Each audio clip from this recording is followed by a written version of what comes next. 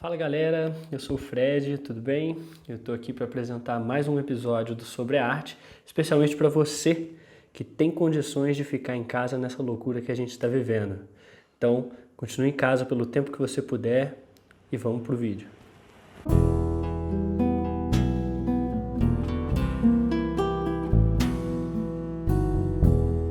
Eu já vou pedir de antemão para que vocês se inscrevam no canal, ativem as notificações, compartilhem esse vídeo com um amigo e comentem aqui embaixo algo que vocês acharem interessante no meio desse episódio.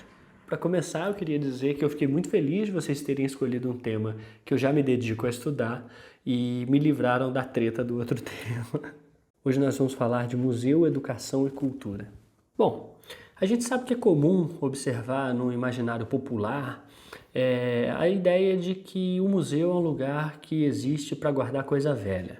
E eu queria dizer que essa concepção ela está relacionada à percepção de que os museus que guardam coisas velhas representam, de certa forma, a totalidade do que é o museu. Pois então, essa é uma visão limitada do que é um museu de fato. E nós vamos ver agora. De maneira simplificada, o que eu acho que a gente precisa saber para começar essa conversa é que a origem dos museus ela está diretamente associada ao nosso hábito de colecionar coisas. E a exposição desses objetos colecionados no passado, ela acabou dando origem ao que a gente conhece como gabinete de curiosidades, que eram basicamente espaços reservados para a exposição de variadas coleções particulares ao redor do mundo, com itens que iam desde instrumentos tecnicamente avançados, passando por obras de arte, fósseis, insetos, enfim. Por outro lado, muito além disso, a definição conceitual do que é um museu ela está diretamente associada ao que nós conhecemos como o Templo das Musas na Grécia Antiga. Esses templos eles eram dedicados às divindades que presidiam a poesia, a música, a oratória, a história, a tragédia, a comédia, a dança e a astronomia.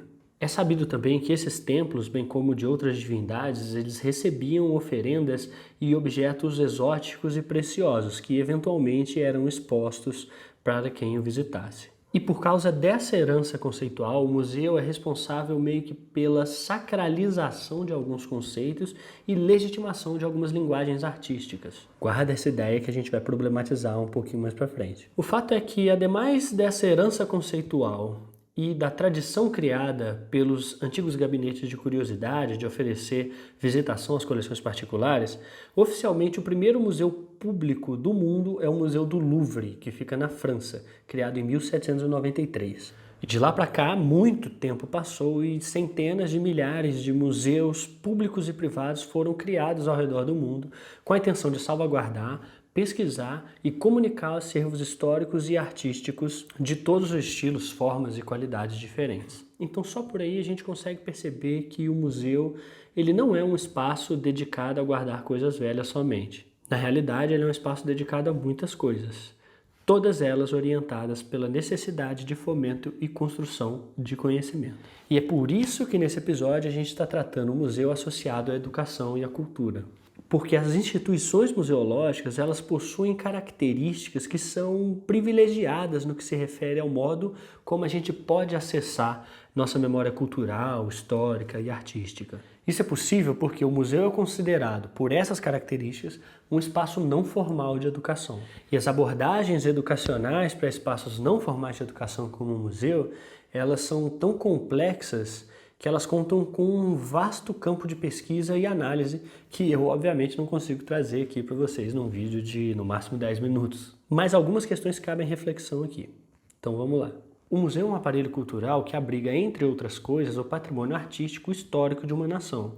E de acordo com a definição de patrimônio, esses objetos eles pertencem a todos os indivíduos dessa nação, inclusive os que nem nasceram ainda.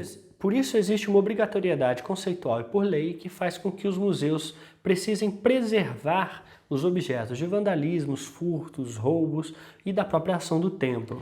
E é por isso que na maior parte dos museus você não pode tocar nos objetos, nem bater foto com flash. Esse aspecto preservacionista ele serve para assegurar que o museu tenha condições de garantir acesso aos membros dessa nação ao patrimônio que a eles pertence. E esse acesso ele é garantido por diversas formas, como a produção de exposições de arte, palestras, eventos culturais, lançamentos de livro, mediações e oficinas. o que normalmente faz com que seja necessário a existência de um setor de educação dentro do museu.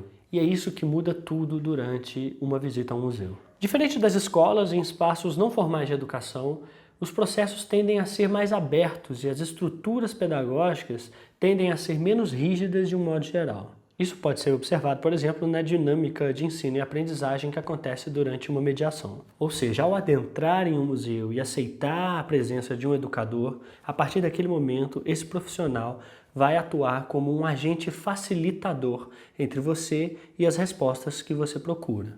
Mais do que isso, eu diria, o educador, no momento da mediação, ele atua para expandir os horizontes da sua experiência diante dos objetos museológicos. Portanto, esse processo de mediação ele não tem como objetivo guiar o seu olhar pelas narrativas para as quais os objetos museológicos e os itens do acervo estão apontando. Na verdade, o objetivo é estimular reflexão, despertar curiosidades, questionar valores e promover o debate dos temas que são encontrados ali no espaço expositivo. E é nesse sentido que os museus trazem ferramentas capazes de inaugurar novas interpretações sobre os fatos, apresentar novos conceitos e desenvolver o pensamento crítico, fundamental em tempos de crise.